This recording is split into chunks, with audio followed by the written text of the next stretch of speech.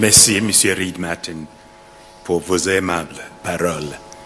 Je vous assure qu'il n'y aurait pas un malentendu, parce que je suis venu ici expectant le soleil. Et je ne vais pas quitter ici disant qu'on m'a déçu, parce que je comprends.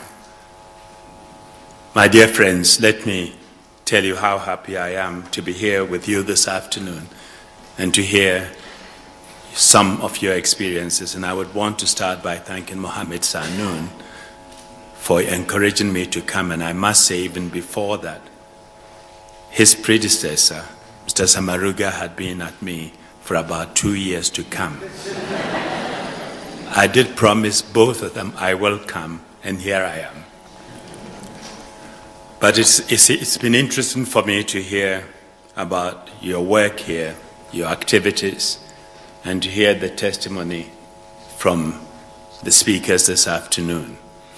As Secretary General of the United Nations, I felt that the UN is not just an organization of governments. The UN is charter started with we, the peoples, and that we needed to bring the organization closer to the peoples. And when some of the ambassadors asked me, who gave you the mandate to reach out to private sector, foundations, NGOs, and all that, my answer was simple. Look at your charter. Your charter refers to we, the peoples, and the peoples are out there, not in the glass house in New York. And therefore, we need to reach out and relate to them. And often we talk of living in a global village. Each community is held together by common values. And as global village, we do have common values. We do have common values which are enshrined in the UN Charter, for example, in the Universal Declaration of Human Rights, values which are taught by the various religions. Religion, in a way, is education in social morality. Be compassionate, be helpful, treat their neighbor as you would like to be treated. And all of us have come through that sort of upbringing. And it is important that as citizens, particularly if we live in a global village, it means we all want to be good global citizens. What does it mean to be a good global citizen? It doesn't mean you have to become a Secretary General. It was an accident of history that maybe I became a Secretary General. But there's a lot that we can do as individuals. I think it begins at the community level. Whatever we can do in our own individual community to improve things, to make things better. When we find something going wrong in our community, we should not say this is for the government. This is for some other body. We should ask ourselves, what can we do to improve the situation? And reach out to friends, to the community, and say, let's do something about this. It doesn't matter whether you are 2 or 1,000. We often forget that a third party has a powerful voice. Sometimes it takes just one individual to say, I can't take this anymore. Enough is enough, for others to rally. Even if others don't rally, those who are suffering are encouraged because they know that someone cares, someone is paying attention, and it sometimes gives them strength and encouragement to hang on, to resist, and to fight. And so, as individuals, we are not powerless. We cannot dismiss situations as hopeless.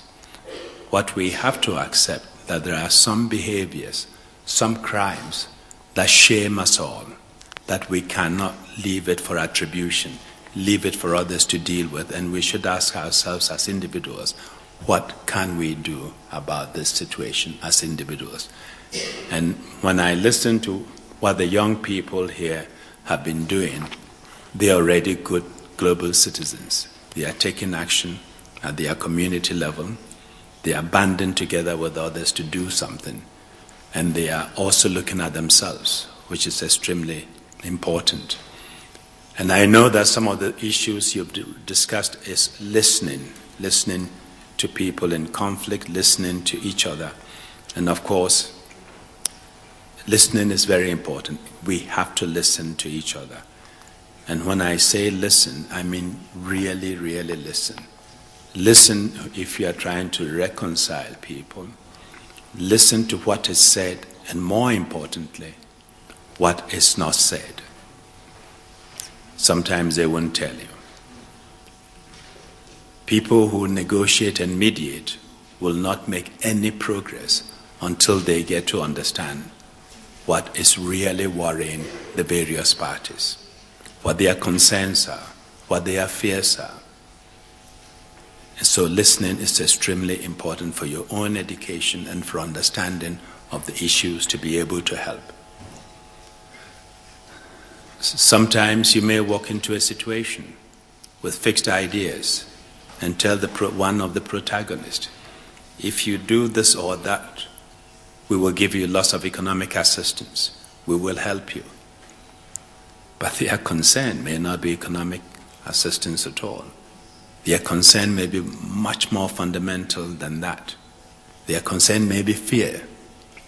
Fear of survival, fear of being left to the other and what the other will do to them. The need for protection and a whole. So you really need to understand putting yourself in the shoes of the other to be able to help. Let me conclude my brief remarks by saying that we all have important parts of the organs, and they all play a role in our lives. And there is an African proverb which says, the eyes see what they believe. The ears believe others. And the heart believes the truth. In our work, we need all three. We need our eyes, we need our ears, and we need our heart. Thank you very much.